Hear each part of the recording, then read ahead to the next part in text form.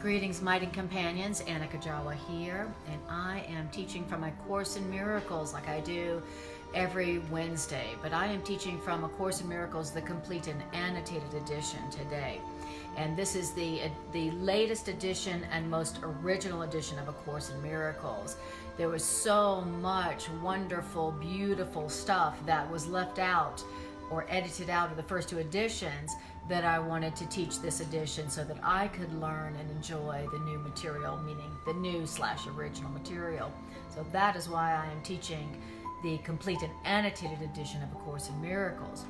And where we are at in our reading is Chapter 3, Section 11, Paragraph 5. We are in the section titled The Unshakable Foundation. That is the name of this section. So Chapter 3, Section 11, it's the last section in Chapter 3. We're about to end and complete Chapter 3. That's a miracle. And we are starting on Paragraph 5. So that is where we are at, and that's where we are starting, Paragraph 5. Wonderful to see you all, you guys watching on Facebook. I'm so happy to have you join this healing circle that we are co-creating as we speak. So just know that your comments and your feedback are welcomed. I love questions. This is a practical curriculum. And if you have questions, hello my dear Bree, if you have questions about what you're hearing or how to apply it, write your question in all caps and that will catch my eye, and then we can talk about how to apply what we're hearing. The Course in Miracles is about the practical application of the ideas of love. It's the practical application of truth that we might experience the healing power of the truth. So always be listening for what is it saying and how do I apply it to what I am going through right now. This is a Course in Miracles, meaning this is a curriculum in how to have miracles of peace and abundance and joy no matter what you're going through. It says the first principle of A Course in Miracles is there is no order of difficulty in miracles. No order of difficulty in miracles. Hey, Chloe. And which means that no matter what you are going through, no matter what you're going through, there is another way of looking at it or interpreting it that can bring you peace, that could bring you healing, that can bring you abundance. And so that's what this curriculum is about, how to look at what you're going through where you're not experiencing peace in such a way that you have a miracle of peace and joy and abundance and healing. So that's what this whole curriculum is about. So I'm always bringing it back to that. What is A Course in Miracles saying, and how can we apply it? How can we look at what we're going through in the way it talks about so that we can have peace and healing and joy right now? So wonderful. So we are section, paragraph 5, chapter 3, section 11, paragraph 5. So it says, we have discussed the fall or the separation before. Yes, in the previous paragraphs. But the fall or the separation's meaning must be clearly understood. What does that mean? That means without symbols. We're going to talk, what is the separation? What is the fall? Let's talk about it directly. Forget about symbols for a minute. It says the separation is not symbolic. It's not a symbol. The separation or the fall or the detour or the fear or whatever the heck you're going through right now, it is an order of reality, which means a system of thought. So what is the ego? It's just a belief system. What is the ego? Is it a big, scary devil outside of you that's trying to possess your soul, that's fighting for God to possess your soul? No, the ego is just a belief system. It's just a system of beliefs that you have developed over time. That's all the ego is. It's not a big, bad, scary monster, demon, devil outside of you. It's just a system of beliefs. What you're going through is just a system of beliefs. What are you going through? Just a belief about something. how do you change it? How do you escape it? Change your beliefs. It says, what is this separation? What is the detour into fear? It's just a system of beliefs. How do you escape it? By changing your beliefs.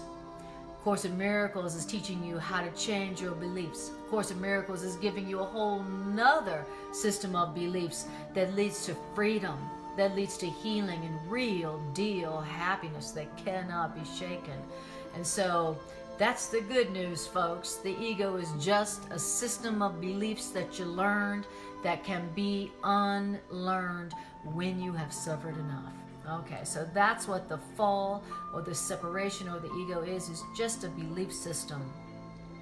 And it says, and this belief system called the ego, called the separation, yeah, it's real enough in time, but not in eternity, not in reality. And it says, all beliefs are real to the believer. So while you're believing in the ego, it's going to seem real to you. But just because your problem seems real to you doesn't mean it's real in reality. And real means lasting. So just because your problem seems real and lasting to you doesn't mean that it's true. Doesn't mean that it's lasting in reality. So the first thing you want to tell yourself about whatever problem you are experiencing, whatever way you are suffering, first thing you want to tell yourself is, this is a belief and it seems real only to me. This represents a belief that is not true in reality. It just seems real and true to me.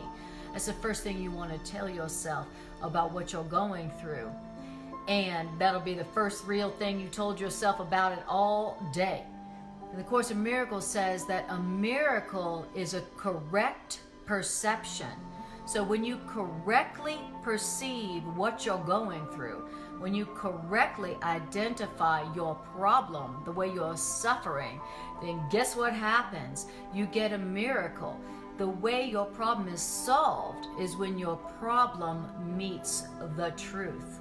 Okay, so that's the first thing that we want to do with whatever we're going through. We want to tell ourselves, I'm suffering because of what I'm believing. What I'm going through is the result of a belief that I have been carrying around and believing in for a long time. And just because it seems real to me doesn't mean it's real and lasting in reality. And I would like to see this another way. I would like another interpretation. I would like to interpret what I'm going through in a new and different way so that I can have a different experience of it, so that I can have a miracle of peace. All right, so that was paragraph number 5. Beautiful. Bree says, greetings, getting to feel better. Yes. Hello, Bridget and Deborah and Bree. Greetings, mighty companions. So happy to see your name and to feel your energy. It feels so good. You feel so good. So happy to be joining with you in this way. All right. Paragraph 6. It says, the fruit of only one tree was, quote, forbidden to man in the symbolic garden. Okay, so it's talking about the Garden of Eden.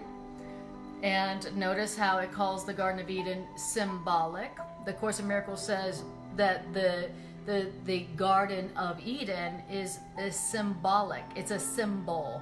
And it's a symbol of a state of mind when there was no lack and no need.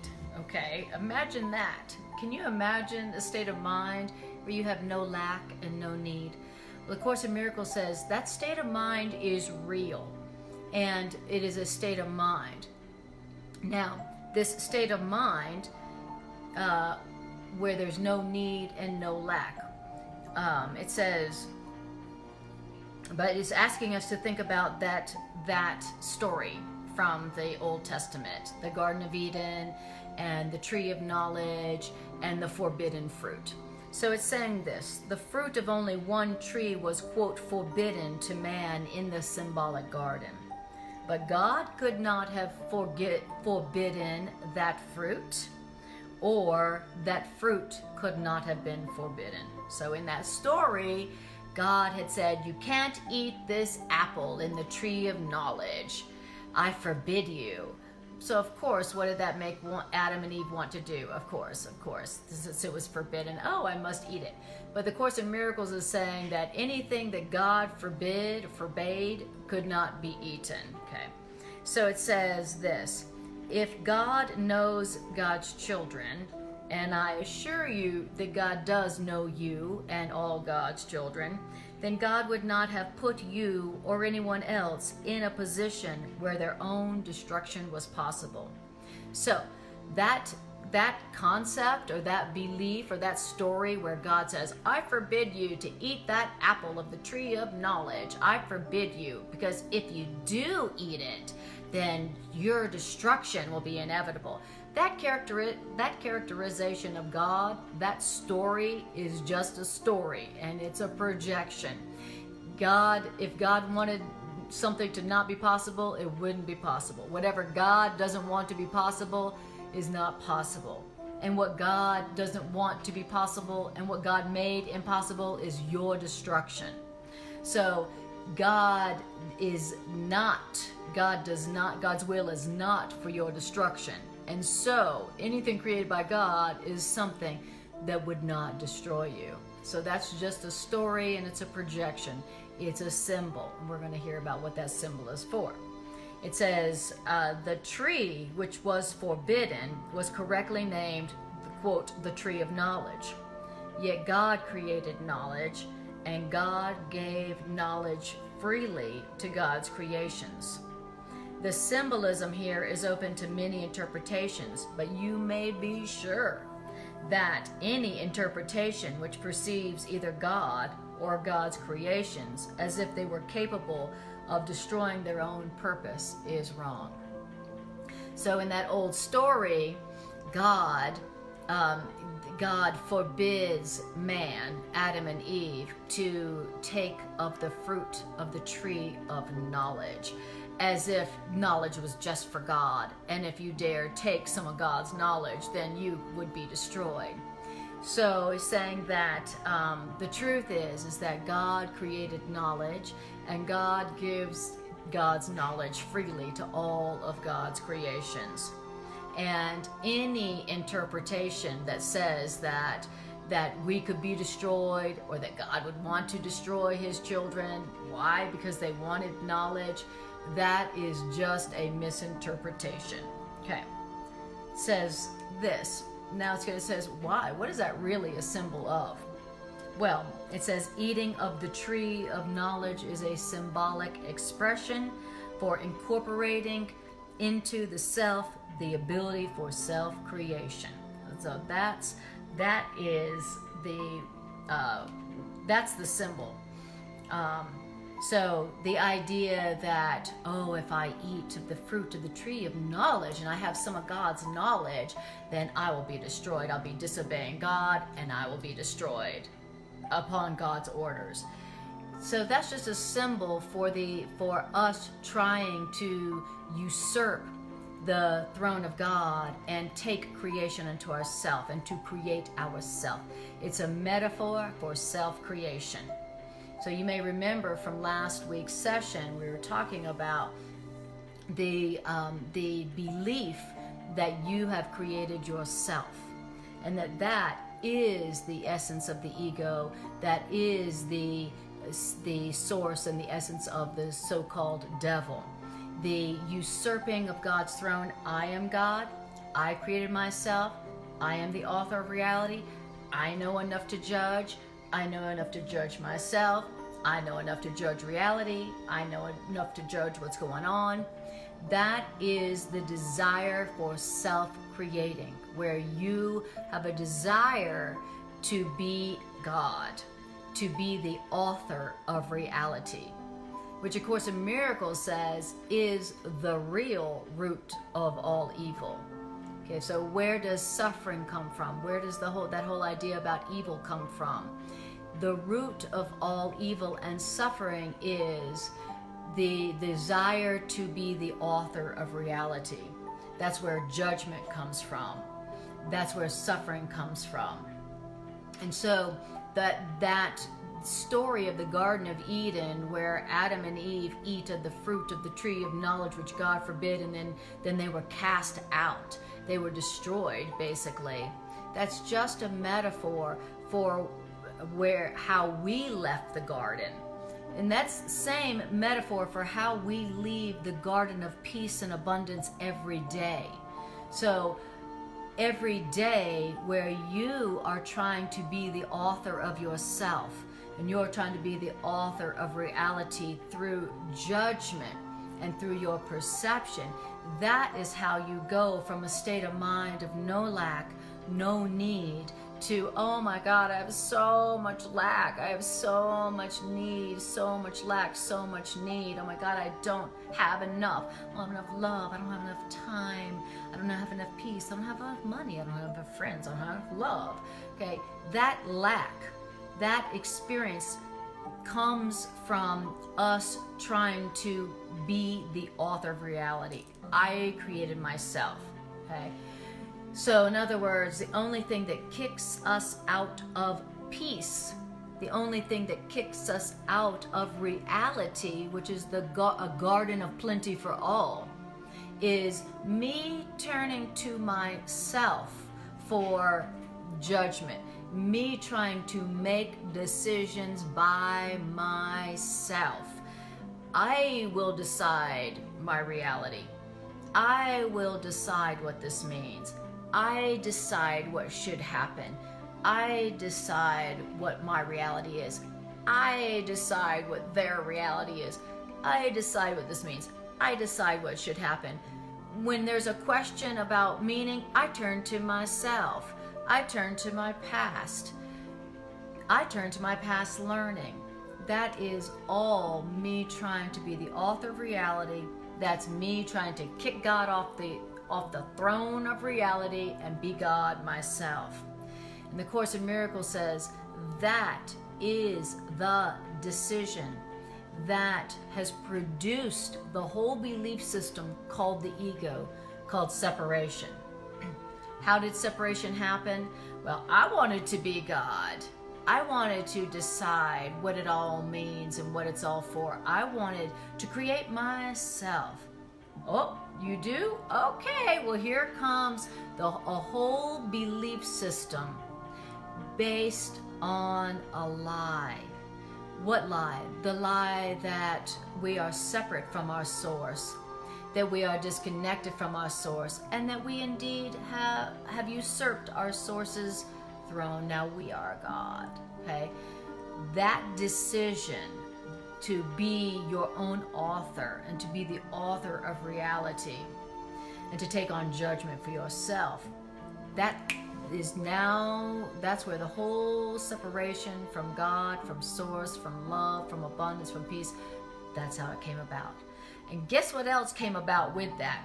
The whole concept of the devil, okay? So the devil is a belief as well. The ego is a belief system. The devil is a belief. What belief? The belief that that's right, you did kill God. You are God. You don't need God. You don't need God. You are God. You don't need to turn to the real author of reality. You don't need to turn to the source of reality. You don't need to ask the source of reality for reality. You could make it up yourself because you are God. That is the devil, according to A Course in Miracles. And so the devil is just a symbol, is just a belief, just like the separation, just like the ego. All right. So it says here, it says, so we saw All right. I'm going to go back. Paragraph 7. Eating of the tree of knowledge is a symbolic expression for incorporating into the self the ability for self-creation. And this self-creation, creation, is the only sense in which God and us are not co-creators. The only way in which God and us are not co-creators is that God created us and we didn't create God. Aside from that, we are co-creators just like God is a creator. God's a creator and we're a creator, but we didn't create God. We didn't create ourselves. Okay? Otherwise, creation could not extend. It says the belief that God and us are co-creators, the belief that we also created God, that belief is implicit in the, quote, self-concept. What's a self-concept?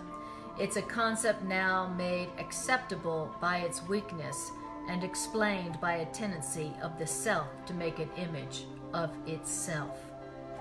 Its fear aspect is usually ascribed to the father figure, a particularly interesting idea in view of the fact that no body means the physical father by the term. It refers to an image of a father in relation to an image of the self. All right. So saying that eating of the tree of knowledge is just a symbolic expression for us, for the tendency of the self to make a concept, to make a self for itself. So really, when the metaphor is, I will make up a self for myself. I created myself. I created God and I created myself. So that's what that is. Okay, so the whole separation, the detour into fear, the exiting from the Garden of Eden, the fear, the suffering, it all goes back.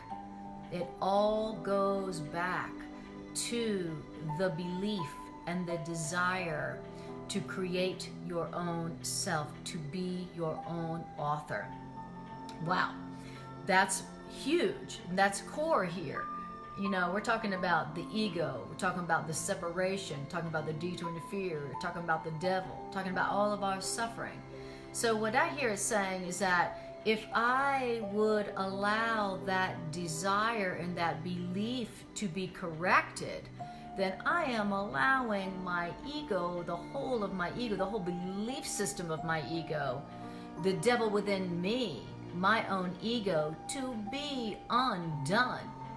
If I allow that belief that I am the author of reality and I created myself to be corrected, then I am allowing the belief that is all the source of my own suffering and pain and lack and sadness to be corrected, to be undone. That's how core and important the idea I was created.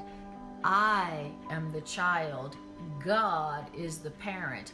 I am not the author of my reality. I did not create myself. I was created. And God is the author of reality, not me. That idea right there is the entire reason for our peace. That is the entire source of our healing. Okay, so now what does that look like in practical application? Okay, let's say that I'm going through some suffering that seems to be very real. How in the world does that apply to the way I'm suffering today? Well, in whatever way you are suffering today, whether it's physical or emotional or psychological or spiritual or financial or relational, the suffering that you're experiencing in whatever area we just mentioned is this.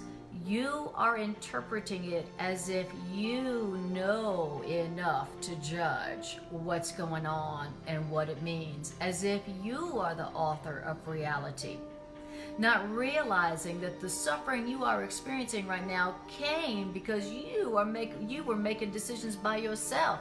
You're just making it up as you went along, believing that you know enough to judge, believing that you are the author of reality, believing that just because you see it this way, that's true. If in this situation, whether it's physical or emotional or psychological or relational or financial, if when you noticed you were experiencing fear or pain or lack, if you did this, this is coming from my belief. And the truth is that I don't know enough to judge what this means. And so I'm going to turn to the real author of reality for the meaning of this. I'm going to turn to the voice within me that speaks for the source of reality. And I'm going to ask it what this means and what it's for and how I should respond to it. If that is what you were doing in this situation, then your problem would be solved. Because what's the problem? You are making decisions by yourself as if you know. You are judging what it means when you don't know what it means. You are judging it as if you are the author of reality. You are judging yourself as if you created yourself. You are judging them as if you are their author, as if you are their source. That's where the suffering is coming from. And so, in that situation, let's say it's a physical problem. Let's say it's a physical suffering. And you say, all right, I got some physical suffering going on. All right, I heard that the source of my suffering is my belief system. And I heard from A Course in Miracles that this suffering is coming from beliefs that I know enough to judge what's going on, that I am trying to make decisions by myself. I am deciding what is going on and what it means based on my past, that's why I'm suffering. I've decided that I'm a body. I've decided that I'm guilty. I've decided that I'm not good enough. I've decided that I deserve to suffer. I've decided that I'm a body. I've decided that suffering is natural and real. And that's why I'm suffering. And so the practical application of this would be like, all right, I'm suffering because I'm trying to be the author of reality. I'm trying to be the author of myself. So what I'm going to do is I'm going to say, I don't know the truth because I'm not the author of reality. I'm not God, but I was created by God. And so I am going to turn in this moment to the source of reality and ask what this means. What does this problem mean? What does this physical suffering mean? What does this sickness mean? What's the correct interpretation of this? What does the author of reality believe and perceive about me and my situation? I'm going to turn to the source of reality for the meaning that I give this. I'm not going to decide by myself today what this illness means, what this lack means, what this problem means. I'm not going to turn to myself and ask myself what it means or how I should respond. I'm going to turn to the source of reality. I'm going to turn to the voice within me that represents the source of reality within me, and I'm going to ask it how to respond, how to interpret this, what this means, recognizing that I am not the author of reality, but I would like to know what reality is. And the Course in Miracles says that reality, when you become aware of what reality is, then you will be experiencing the complete satisfaction of reality. So if you are suffering in any way, shape, or form, it's because you are not aware of what reality is, right? Reality is only kind. Reality is only eternal. Reality is indestructible. Reality is something that would make you supremely happy were you to be aware of it, right? And so if you are suffering, it's because you do not know the truth. You don't know the truth about you. You don't know the truth about your source. You don't know the truth about reality. And you're suffering because you don't know the truth. And the only reason you could not know the truth is because you're trying to make it up yourself, right? Remember, knowledge or truth comes from God, comes from source. And God gives knowledge of truth freely to all of God's creation. So if you don't know the truth, it's because you don't want it. You want something else besides the truth. You want something else besides reality. Like, for instance, you want to be right. You want to suffer. You want to be right.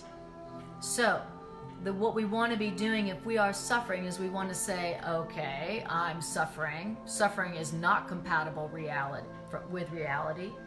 And so if I'm suffering, it means I'm just making it up myself. It means I'm not tuning into the author of reality.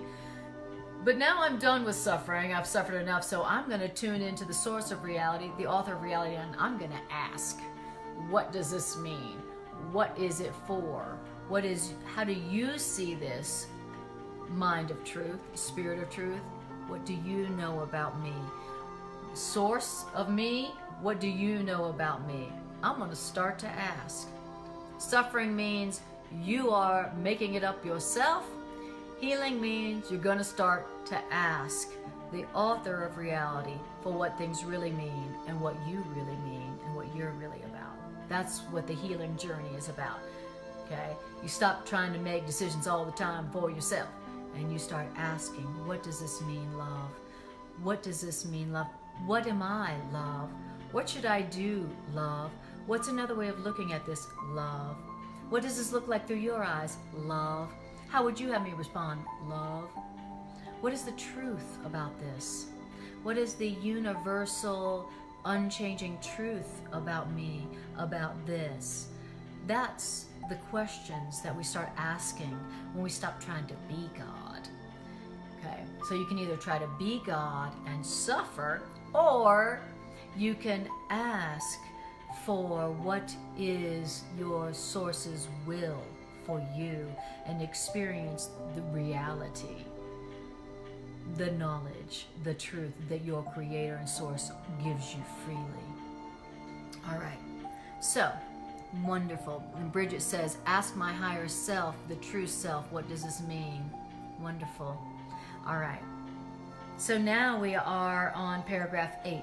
It says, once again, images are perceived, not known. Knowledge or truth cannot deceive, but perception can deceive. The truth will never deceive you, but your eyes will. Your eyes and your ears will certainly deceive you. The Course in Miracles says there's nothing so deceiving as perception of form. It says you can perceive yourself as self-creating, but you cannot do more than believe it. You cannot make it true. You cannot make it true that you created yourself.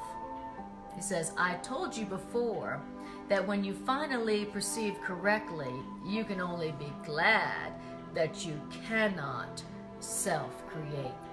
And when you are seeing correctly, you can only be glad and grateful that you did not create yourself.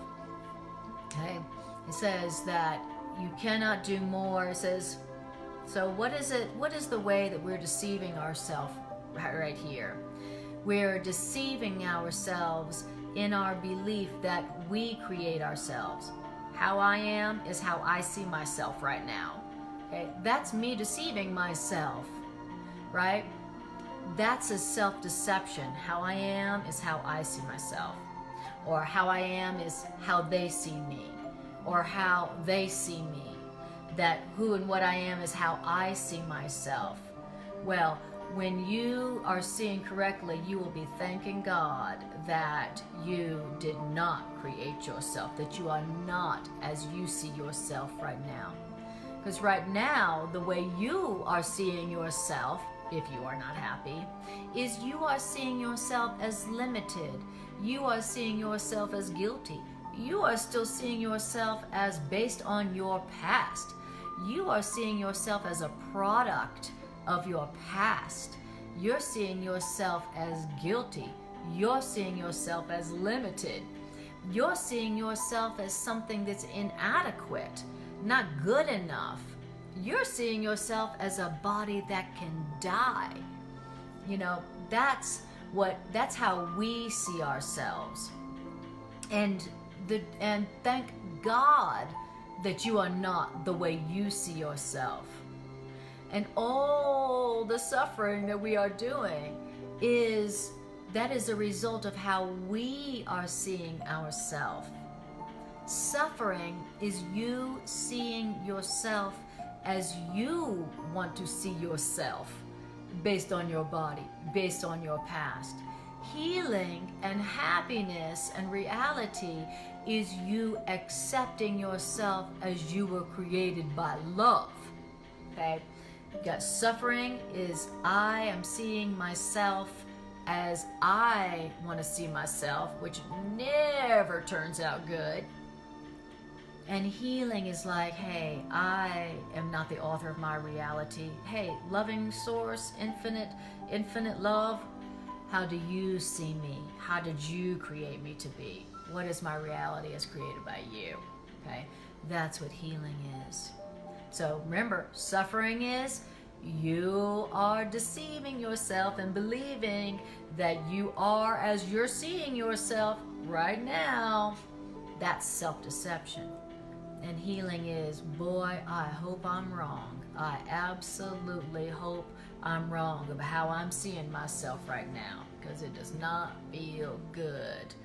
And then you're turning to the source of your reality for the truth about yourself. Okay?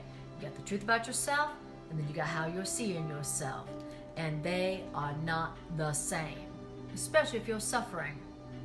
Now, it says, but until you are perceiving correctly and thrilled that you did not create yourself, until then, belief that you can create yourself is the central foundation stone in your thought system. Wow.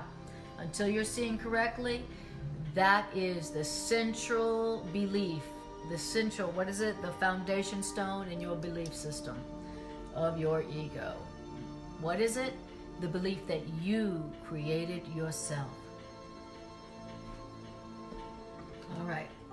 So, then it says, until you perceive correctly, belief that you can create yourself is the central foundation stone in your thought system, and all your defenses are used to attack ideas which would bring it to light.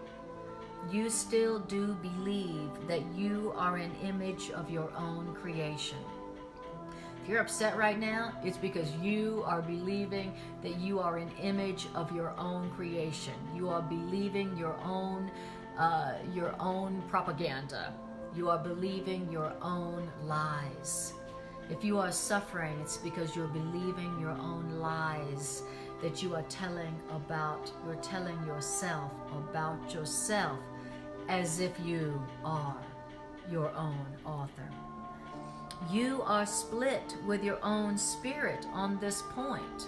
Okay? Your spirit knows that you were created by love, but while you're suffering, you are believing that you are what you think you are. And there is no resolution because you believe the one thing that is literally inconceivable. It's inconceivable that you be your own author, that you created yourself, that you are self-creating.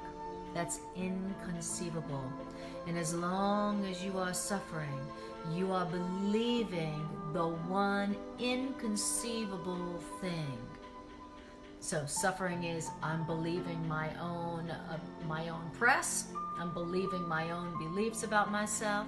And healing is I don't know the truth about myself. And I am not my own author. And I'm going to ask. I'm going to now start asking the source of my reality for my truth.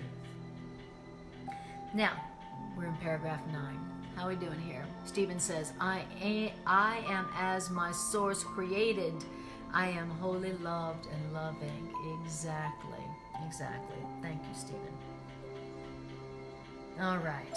Yes. Do you notice that the Course is so far in the paragraphs that we've read so far, it's just saying the same thing over and over and over and over and over. It's giving us a completely new and different interpretation of our suffering that we can't relate to, because I really am still thinking that my problems are, I don't have enough money, and if they were different, I'd be happy, and I got this physical condition, and I don't have enough money, and I don't have enough time. I am still interpreting my problems as if they really are out in the external world. The Course in Miracles is saying the interpretation of your problems that will solve all your problems is that all your problems are coming down to you believing that you are your own author, and you trying to be your own author, and you judging your own reality as if you are your own author. So in the Course in Miracles, saying if that's what your one problem is, then your one solution is don't interpret your problems like that anymore. Interpret your problems the way A Course in Miracles are interpreting them. All right, so now we're on paragraph 9.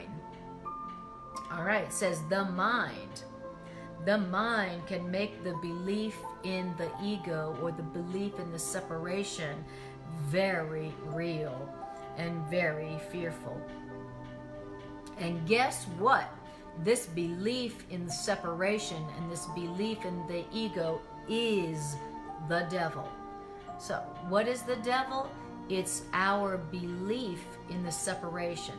Us trying to be God, us believing we are God, us trying to be God through judging our own reality instead of asking.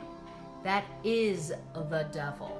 Okay, good to know what the devil really is.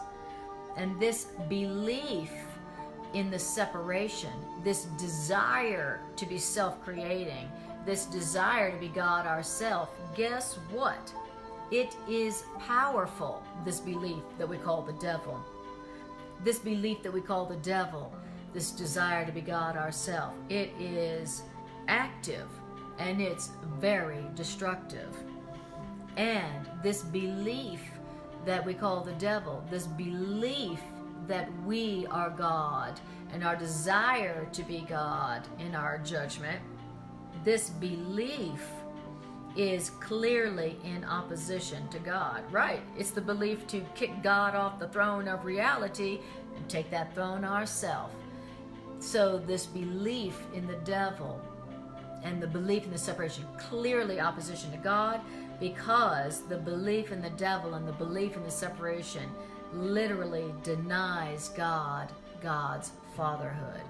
So what is the devil? It's the idea that God is not my creator, I am.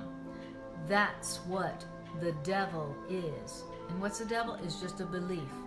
It's a belief that says, kick God off the throne, he's not your creator, and you are. I will now be God. I know enough to judge. And it says, never underestimate the power of this denial. Wow. What denial? The denial that God is your author. The denial that God is your sauce. That God is your sauce. God is my sauce. I love it. Never, it's giving us an instruction here. Never underestimate what? The power of this denial. Wow, what denial? The denial that God is our author, that God is our source.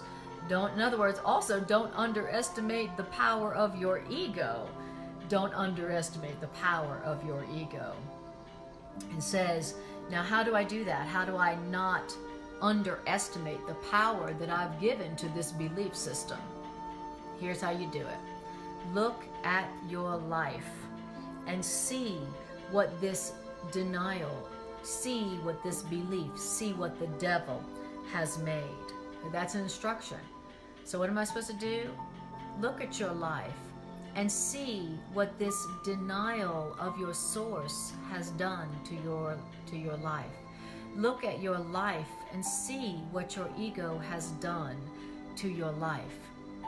Look at your life and see what this belief that you're on your own, that you're alone, and that you're on your own has done to your life.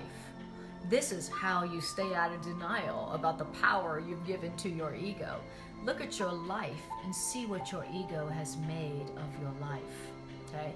That shouldn't be difficult to do, because when you look at your life, wherever you see suffering, lack, fear, pain, death, separation, separateness, isolation, loneliness, despair, depression, all those wonderful depressing adjectives, this is what your ego has made of your life. This is what the ego has made in your life. Okay, that will keep you out of denial.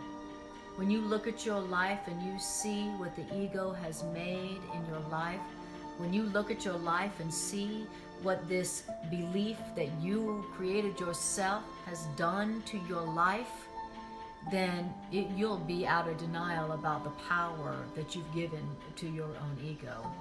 And that's the correct use of looking at the suffering in your life or looking at the suffering in your world.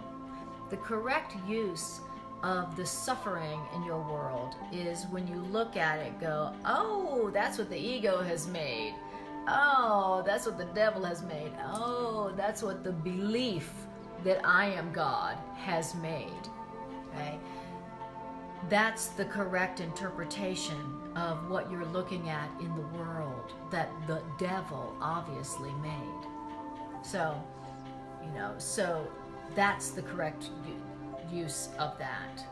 Because he said, look at your life and see what the ego has made. Because unless you do that with your life, you're going to be underestimating the power of the so-called devil, which is the ego, in your mind. You're going to be in denial about how much power you gave it until you look at your life and see what the ego has made. Okay? Then you'll stop underestimating it. Then you won't be in denial anymore about your ego. We don't want to be in denial anymore about our egos. Okay. Why? Because until you are aware of your ego, the belief system, and you see what it does to your life for real, then guess what? You're still going to be allowing it to deceive you. You're still going to be deceiving yourself, and you're still going to be allowing your ego to deceive you. And so you want to be aware. You want to stop underestimating the power of your ego, what you've given to it. Okay? So when you look at anything right now, so for instance, whatever it is you're experiencing in your world right now that is not peaceful or joyful or abundant or healthy or whole, look at it and go, that is what the ego or the devil has made of my life. Okay? And then you can go, is that a belief system that I still want to hold to? Or would I like to choose a new belief system? Okay? So look at your life and see what the belief system of separateness and self-creation has made. And once you've done that, then you can ask yourself, do I still want that belief system? Or do I want to accept a different belief system? A belief system that's not based on I am the author of reality. A belief system based on I have been created by an infinitely loving creator who loves me and who has given me all knowledge, all truth, all peace, all abundance, all life forever. Period. No exceptions, no conditions. That's the belief system that I want. I want that belief system. I want to be able now to look at my life and see what that belief system has made of my life. How about you? Okay? There's a whole nother kind of world, and there's a whole nother kind of life that you can be living that's based on the fact that you were created by an infinitely loving, infinitely rich, infinitely generous, unconditionally loving, supportive creator. Now that is the kind of life that I want to be experiencing. That's the kind of world that I want to be experiencing.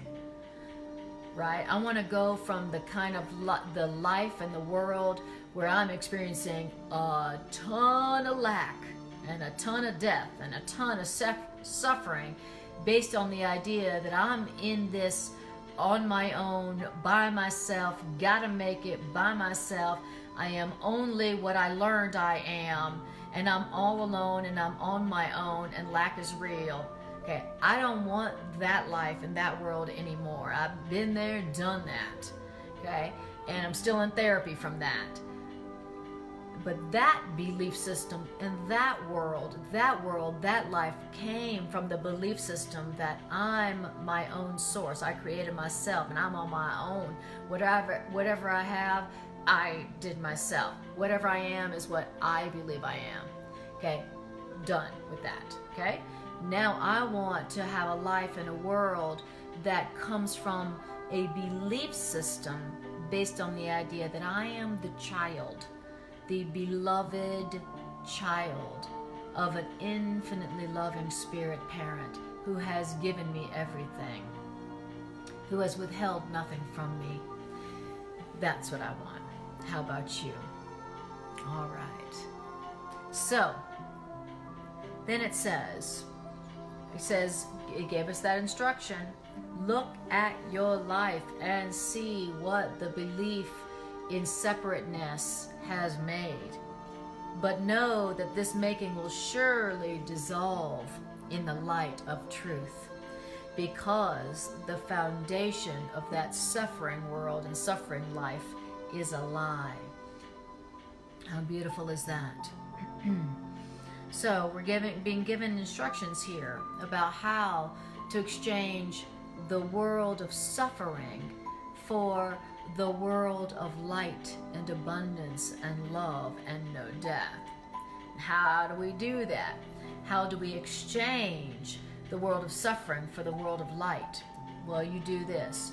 You look upon your life, you look upon the world where there's a bunch of suffering and lack and death and separateness, no problem. You look upon it and go, that's what the belief system of the ego has made. That's what the belief system of separation and me being my own source has made. Oh, okay. That's what the ego has made. That's what the devil has made. That's what my beliefs in separation from my source have made. That's the suffering that my belief that I am the author of reality has made. Okay, I did that part. Now I'm out of denial about the power I've given my ego.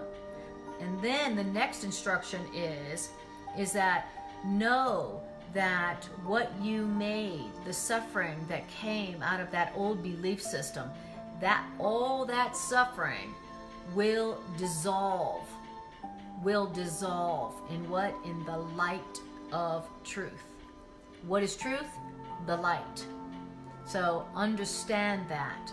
So here's how you dissolve suffering. Okay, great. So would you like to dissolve some suffering? Okay. What suffering in your life right now would you like to dissolve? Not eventually, gradually have undone, but dissolve. Okay, here's how you do it. Look upon whatever ways you're suffering, whatever suffering you see in your life, whatever suffering you see in your world right now. Okay, you look at it and you go, that came from the ego. That's what comes from the ego. That's what comes from the belief system that I am my own source. Okay, now it told me to know, which means to be certain that all that suffering will dissolve in the light of truth. Meaning, as soon as I look upon that suffering through the eyes of truth, through the knowledge of what's true as created by love, it will dissolve. Wow. And then you will see another world, the world of light, the world based on light. Great. Good to know how to dissolve the ways that I am suffering right now.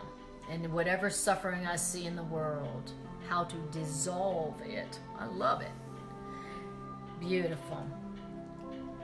Now, great, good to know. And the reason why you can dissolve anything that came from the ego, the reason you can dissolve it like that is because it's based on something that ain't even true in the first place. So all you have to do is recognize truth and you dissolve it because it's a lie. Beautiful. And then Irene says, yes, I'd like to dissolve suffering. And Irene says, That came from the ego, the belief system that I created, exactly. My self-created belief system that I am self-created. That's what the ego is. Don't forget, your ego is a belief system. That's it. The devil is just a belief system. The ways you're suffering and the suffering in the world is just a belief system. And it's a belief system whose foundation is a lie, which means all you got to do is look upon it with the truth and it dissolves. Okay.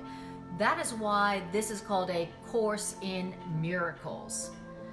What's a miracle? I just looked upon the ego world, the stuff that came from the ego, the suffering, and I looked upon it with the ideas of truth, and it was gone.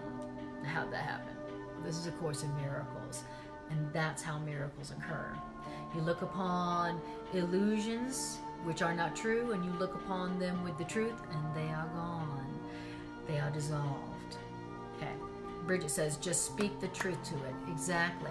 Speaking truth to lies, speaking truth to suffering is how suffering is dissolved, which means gone. Where'd it go? It was dissolved. All right. Now, it says this. It says, we're in paragraph 10. It says, your creation by God is the only foundation which cannot be shaken, because the light is in this foundation. What do you mean foundation? Foundational belief system. The only belief system that, or the only foundation you can stand on where you cannot be shaken.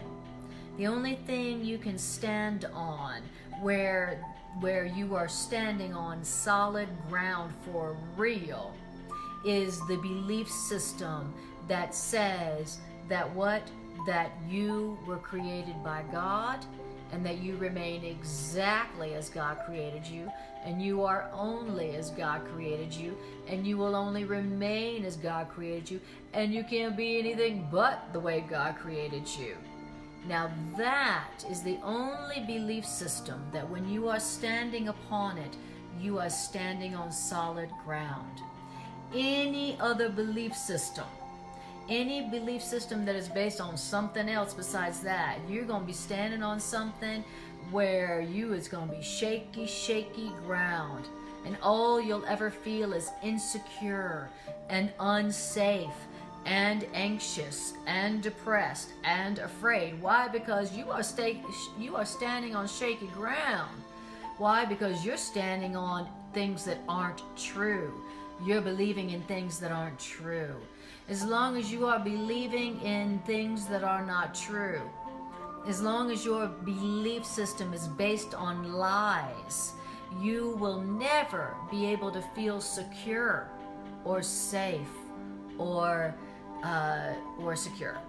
So that's why. So this is giving you a belief system. A Course in Miracles is revealing to you a belief system that is based on truth. It's giving you the truth from which evolves a belief system that is solid. So only a belief system based on truth is a belief system which you can feel secure and safe. Okay? Now, what is a belief system whose core is the truth? It is a belief system that comes from this one belief. What belief is that? That you were created by love. Not yourself, not your past, not your parents, not your beliefs, that you are created by God. You were created by God, not others. You weren't created by them. You weren't created by them. You weren't created by your parents. You weren't even created by yourself. That who and what you are is created by love. And however you were created by love in the beginning is exactly as you remain. That's your only truth. It's your only reality. It will never change. You can't change it. by anything you think you've done. It doesn't change by whatever you think it hasn't changed by whatever happens. Your reality was created by God, and that reality is only love, and it can never change no matter what you think is happening, no matter what you think you've done, no matter what you think other people think about you, no matter what seems to have happened, that your reality is secure. It remains unchanging, unchangeable. That is the core belief that forms a belief system, which forms a foundation that as you rest upon it, you will finally feel once and for all secure and safe. You'll be able to rest. Why? Because your belief system, or the core of your belief system, or the foundation of your belief system is finally the truth. Something you can depend upon, something that's solid, something that is sure. It's the only real deal source of self-confidence that there is. Okay? The only thing that will really produce a true sense of self-confidence that can't be shaken is knowing the truth about yourself, which is where you come from and what your source is and what your reality is. Anything else, it will not produce a sense of self-confidence and worth that is unshakable. Okay? If your sense of self-worth and self-identity is based on anything besides the truth about you as established by your source, then you can never, never, never feel truly secure, truly self-confident, truly safe. Okay? So we're looking for the foundation, the unshakable foundation. We're looking for the solid rock of faith. Okay? That's what we're looking for. We're looking for the truth about ourselves that gives us a foundation for which we truly, truly can feel safe and secure. And only the truth about yourself can give you that. Only the truth about yourself can give you a true sense of self-worth. Only knowing the truth about yourself can give you a self-confidence that can't be shaken by anything. Now, would you like a self-confidence and a sense of self-worth that can't be shaken by anything that occurs in the ego world? Would you like one of those? I would like one of those. A sense of my own worth, a sense of my own identity, a sense of my own security, and a sense of my own value that can't be shaken. Can't be shaken when they don't like me, and can't be shaken when they don't perceive me correctly, and can't be shaken when something in the world appears to end or die. That's what I'm looking for. And that's what the Course in Miracles is talking about when it calls this section the unshakable foundation. Knowing the truth about yourself. And what's the truth about you? Once again, that you were created by love. You were created by God. You are not something of your own making. You're not what you thought you were. You're not the self-concepts that you learned about yourself from childhood, from people who did not know the truth about their own selves. You are not an image of your own making. You are not what you think you are. You're not what you learned to be. And if you are experiencing yourself in any way, shape, or form that doesn't make you supremely happy, then you are suffering from thinking that's just what you learned about yourself. And it's not what you are. So we want an unshakable foundation. All right. It says, your creation by God, I was created by God, is the only belief system. It's the only foundation which cannot be shaken. Why? Because the light is in that belief system, that foundation. Your starting point is truth. You know where you came from? Truth. You know where you're going to? Truth. You know where you are right now? Truth. And it says, and you must return to your starting point. You must return to where you began. Where did you begin? Truth. Where's your starting point? Truth. Where'd you come from? Truth. Yes. And where must you return? Back to your beginning. Back to where you began. Where? In truth. What's the truth? You are as God created you. You came from God. That's your truth. That's the truth that is your beginning. And you must return back to your beginning. Beautiful. It says your starting point is truth, and you must return to this beginning. Much has been perceived since the beginning, since your beginning in truth, but nothing else has happened besides truth. Wow. So since that time when you began in truth, the truth of how God created you, says a lot has been perceived, but nothing else has happened.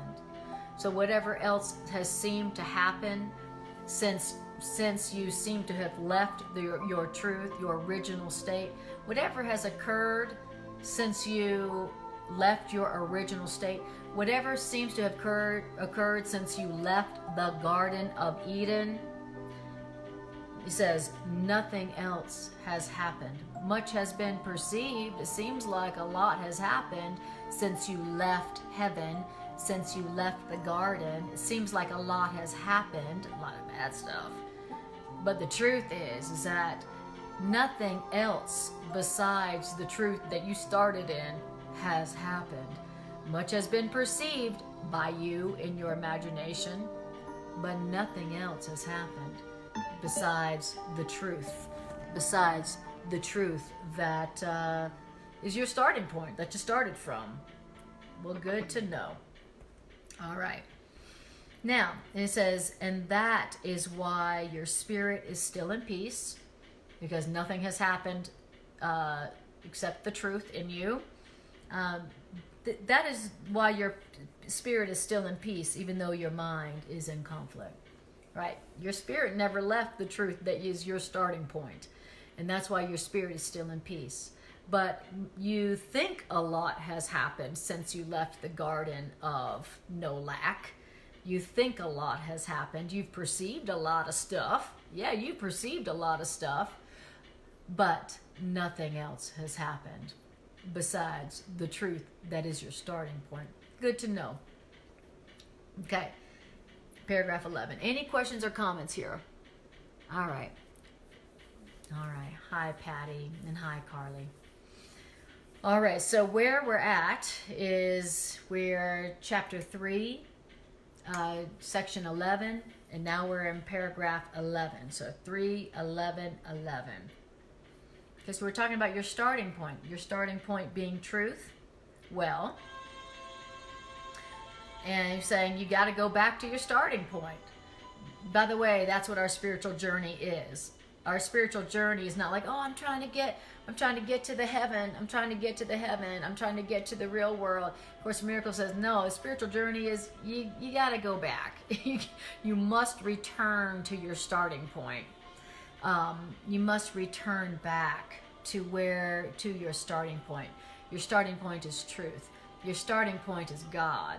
God created you. That's your starting point. You got to go back. Okay? And it says, but you haven't yet gone back far enough to your starting point in truth, the truth that God created you. And because you have not yet gone back far enough to your starting point where you came from, that's why you become so fearful.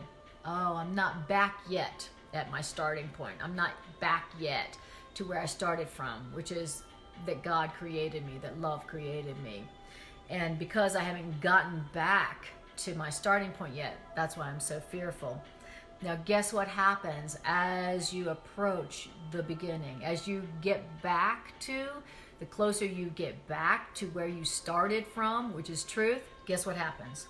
Well, as you approach the beginning, your starting point, you feel the fear of the destruction of your thought system upon you as if it were the fear of death.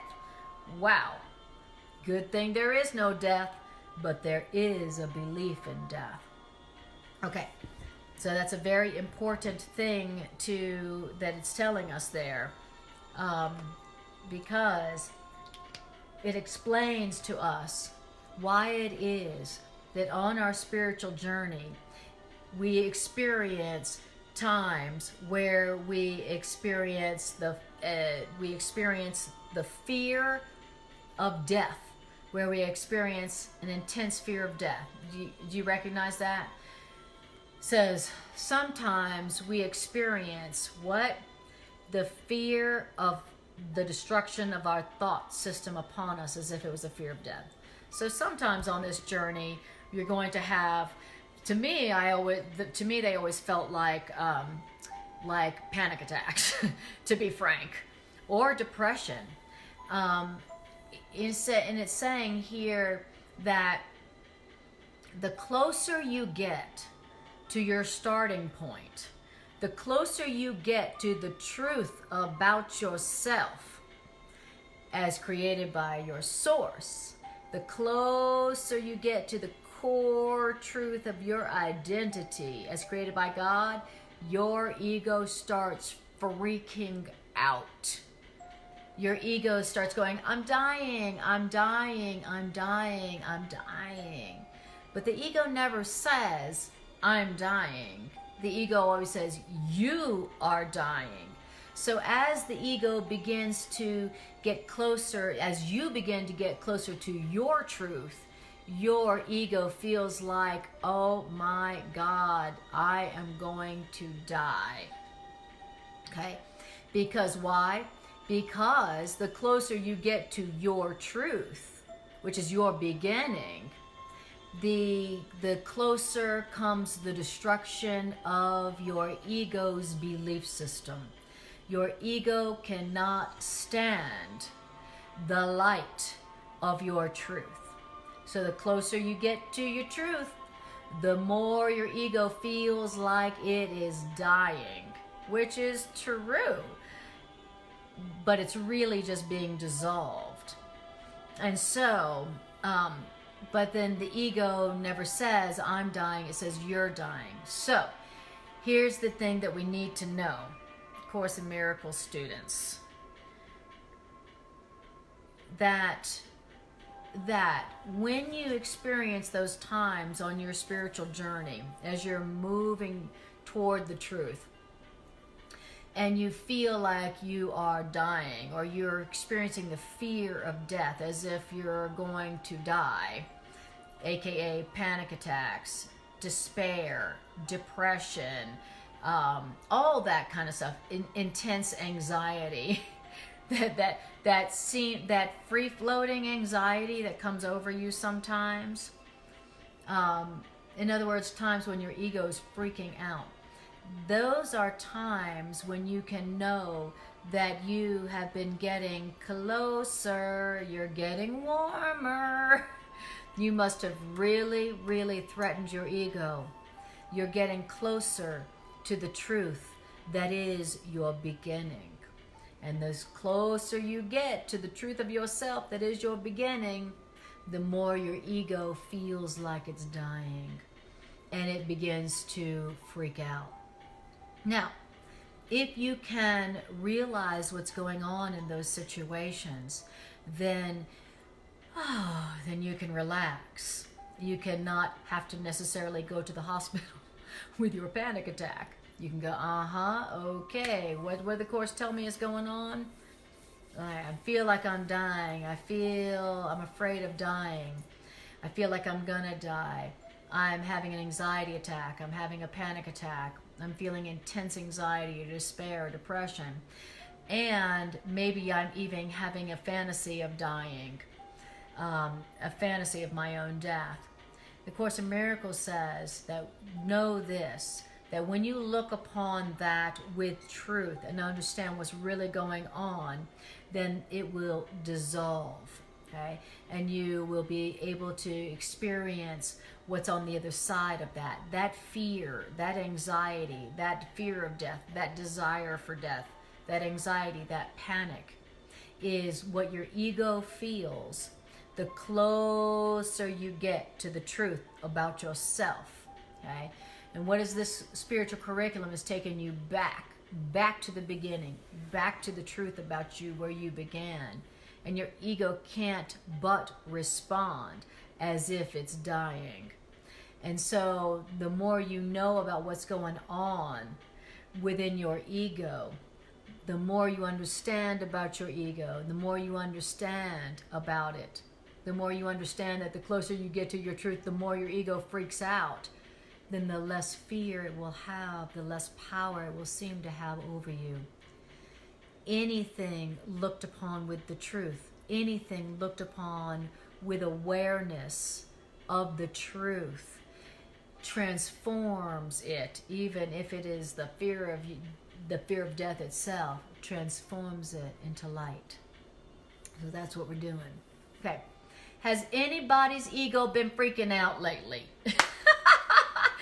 Has anybody's ego been like, oh my God, I need to get her to stop moving so fast to the truth. Oh God, what can I do? What can I do?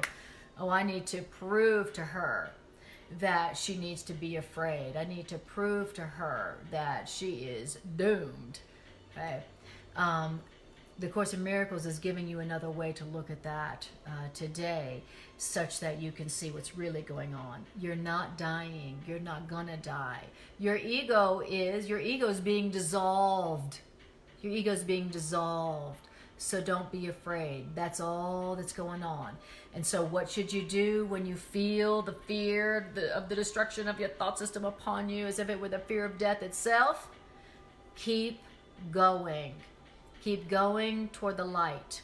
Keep going to the light. Keep going. Turn to the light. Turn to the light. What light? Turn to the truth light. What's the truth light? Turn to the truth that you remain exactly as you were created by love. You are only as God created you. You are only as love created you. You are not what you think you are. You are as God created you. You are as love created you. That's the truth about you. Turn toward the light. Just keep on going to the truth. Don't let your ego tell you to stop. Okay? When your ego's freaking out, your ego stop going to the truth. Stop going to the truth. Stop going to the truth. Keep going. Turn toward the light and go. Keep going. The only reason you're freaking out right now is because you haven't gone back far enough yet. You haven't gone back far enough to what? To your beginning. What beginning? Your beginning in God, which is your beginning in truth, which is your beginning in you are as love created you. You're not what you think you are. You're not your self-concepts. All right. So, beautiful. Now, I'm going to quickly read the last... Let me see here. Well, it's 8:20. All right, I'm going to read the last two paragraphs, and then we will close up. So now we're in paragraph 12. The Bible says that the tree that bears no fruit will be cut off and will wither away. Be glad. Why? Because the light will shine from the true foundation of life, which means your own thought system will stand corrected. Your own thought system cannot stand uncorrected. Okay? If your thought system is based on lies, it's gonna fall. But be glad. So in other words, whatever isn't true in your thought system is gonna die. It's gonna wither. It's gonna fall away and seem to die. That's a good thing. The only thing that can die and wither and fall away is what was never true about you anyway. So let it fall away. Let it die. Let it wither. Whatever seems to be falling away and withering and dying, be glad, because whatever is false, whatever seems to die, let it go. Because as it goes, the truth about you that can't die, that can't wither, that can't fall away, will come forth into your awareness. So it says, you who fear the truth are really willing death. You who fear the truth about you, you're just asking for death. Okay? Because life and death, light and darkness, knowledge and perception are irreconcilable. To believe that truth, to believe that light and darkness can be reconciled is to believe that God and you cannot. Only the oneness of knowledge is conflict-free. Your kingdom is not of this world. Why? Because your kingdom, or reality, was given you from beyond this world. Only in this world is the idea of an authority problem meaningful. The world is not left by death, but by truth. I love that line. The world is not left by death, but only truth. You want to leave the world as you know it? Well, you can only leave it by truth. You want to leave the world that you've created? Do you want to leave the life that you're experiencing, the life of suffering? The only way you can leave that life of suffering is by truth. You can't leave a life of suffering by death. Death doesn't get you out of anything. Okay? You can't leave suffering through death. You can only leave suffering by truth. What truth? The truth about you. The truth that you are innocent. The truth that you were created by love and you remain only love. You're created by love and you're only love. That's the only truth by which you can leave suffering. Suffering is not left by death. Okay? So if you're thinking about death as an end of suffering, think again. And you may want to try something else, like truth, okay? I'm suffering. You're telling me death is not going to enable me to leave my suffering. You're telling me only the truth about myself. Great. What is the truth about myself? That's what A Course in Miracles is for. Let me tell you the truth about yourself. The truth about yourself that will truly enable you to escape suffering and end your suffering, okay? Says, suffering is not left by death, only by truth. And truth can be known by everybody for whom reality was created and for whom it waits. Okay? So, the only way to leave suffering and to escape suffering is by truth. And this truth about yourself can be known by anybody. It can be known by you. It's for you. This truth about you is for you, which means it can be known by you. So you don't have to go to special classes. You don't have to have a special anointing. You don't have to, be, a saint. This truth about you that ends your suffering, it's available to you. All that you need to do is desire it. Turn toward it. Turn toward the truth about yourself, that you remain exactly as you were created by love. You were created by God. God is your author, not yourself. Okay? All right. So now we're going to do announcements and the integration meditation. So, thank you guys for hanging in there with me. And Stephen says, death is only a continuation, not an end. Exactly. And Jerry says, let it die, because the truth above will come forth in your awareness. Love this. Thank you. Thank you, Jerry. All right. So we're going to do the announcements, and then we're going to do the integration meditation. And in the integration meditation, we're going to take the ideas that we heard, and we're going to use them. We're just going to do what it said. Remember, this was full of instructions. So we're going to take these ideas and we are going to look upon the world and look upon our suffering and look upon the ego and do what it said to do as we look upon that we might dissolve anything that the ego has made in our lives. And we're going to do it together. Awesome. Thank you, Deborah. Thank you so much for your support. All right. So announcements are this. I do 2 live streams a week, Mondays and Wednesdays from 7 to 8:30 p.m. Mountain Daylight Time. And on Wednesdays, as in this section, this class, this is only live stream, but my Monday class is at the Rocky Mountain Miracle Center. So you can find all my classes either by going to my Facebook page and scrolling to find my classes. But the better way to find all of my classes is to go to my YouTube channel. And to just go to YouTube, put in my name, ANNA, my last name, Kujawa, and you'll find my channel. First, hit like and subscribe, and then you will be able to see years and years of course classes and course readings and course meditations, and all kinds of good, juicy Course in Miracles stuff that I've done over the years. Definitely subscribe. I need to get my subscriptions up on YouTube so that I can do live streaming on YouTube. So help me out. Go to my YouTube channel and subscribe if you haven't already. Awesome. Beautiful. Now we're going to do the integration meditation. So for this, I want you to just take a breath. I'm going to do the same. Just take a breath and just tune inward.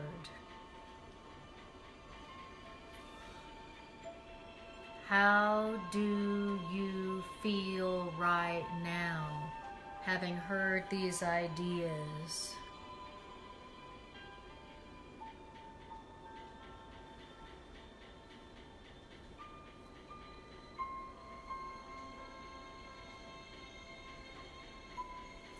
And how do you feel having heard these ideas in a healing circle that we have co-created as we've joined our awarenesses together to listen to these loving, loving, powerful ideas?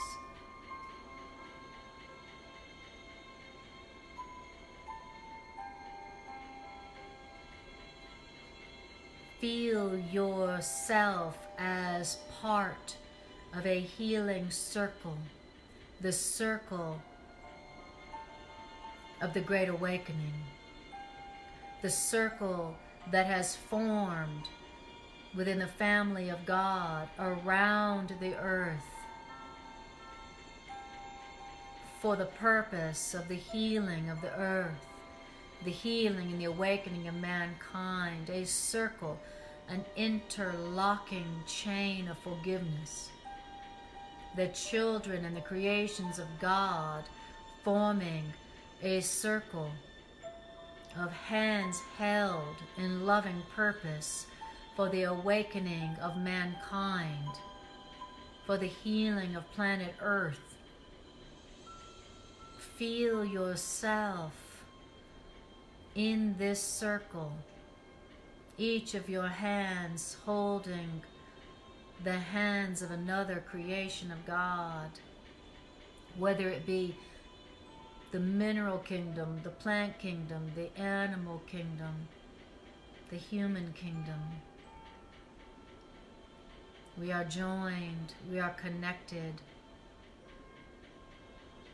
We co-create a bright, brilliant web of forgiveness.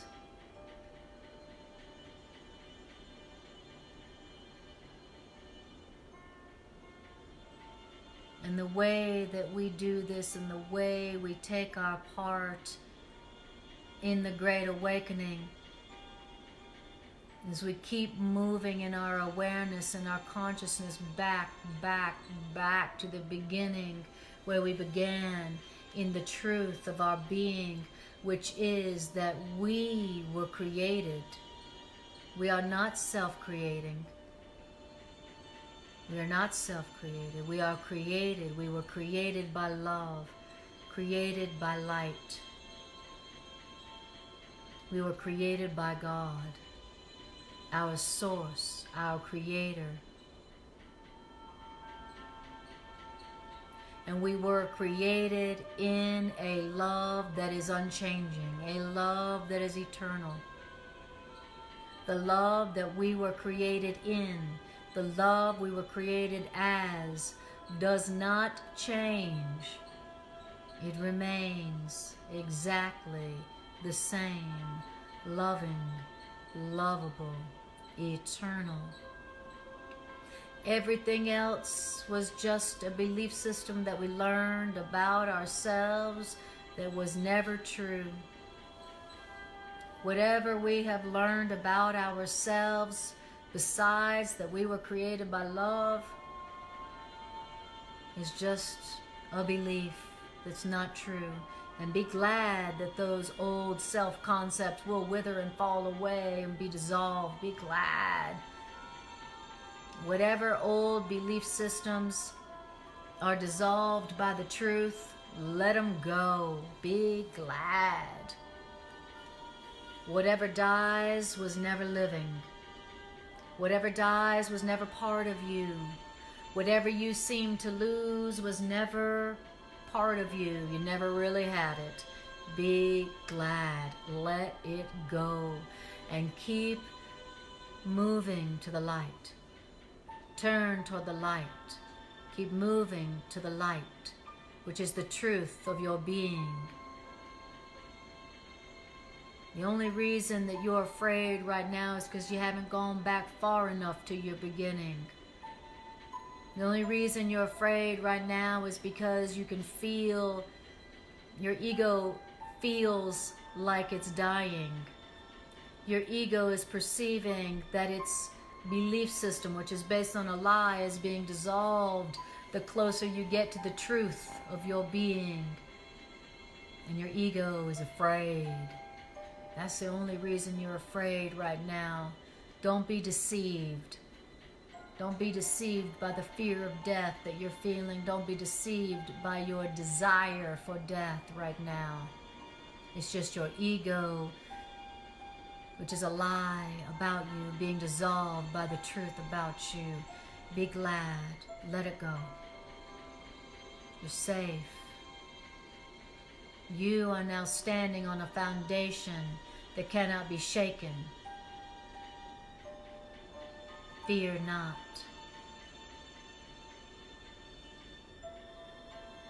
The truth about you is a foundation for your being that cannot be shaken.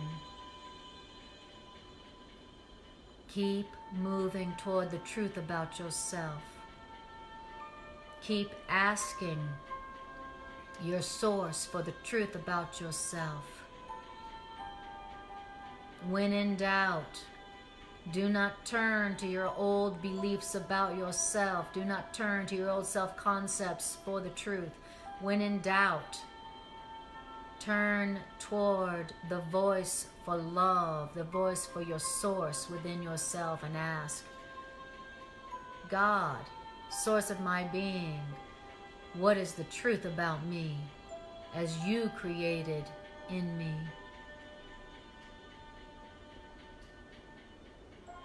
And then rest and listen.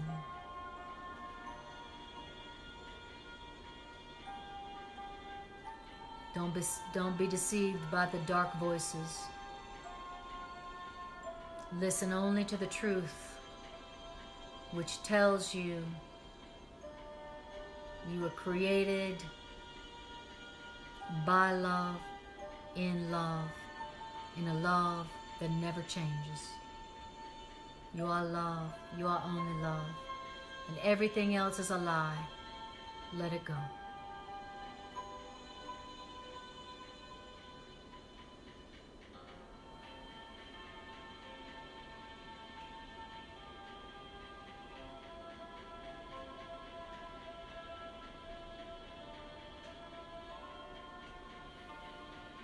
And breathe it in.